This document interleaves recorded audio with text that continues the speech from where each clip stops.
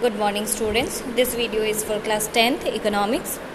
In this video we will discuss few more questions related to chapter 1 development.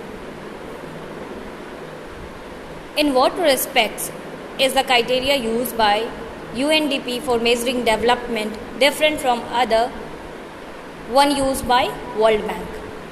Answer will be the criteria used by World Bank is average income, that is per capita income. It is the main criteria used by World Bank in classifying different countries. According to World Bank report, which was published in the year 2006, countries with per capita income of 10,066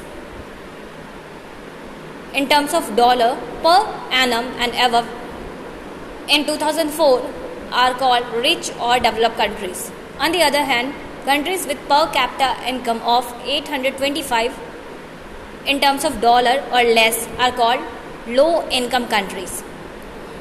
The UNDP compares countries based on HDI, that is on the educational level of the people, their health status and per capita income or average income.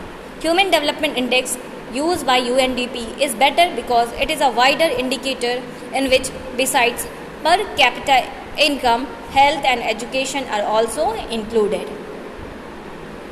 Question number 6 is, why do we use averages? Are there any limitations to their use? Illustrate with your own example related to development. We use averages for comparison between two countries, two persons or any two or more things. There are the following limitations to use of averages.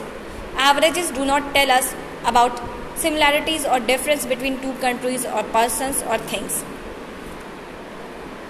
By averages, only one aspect, income, size, etc., in case of country, makes or participation in sports activities, in case of student, can be compared. All aspects or achievements are not compared.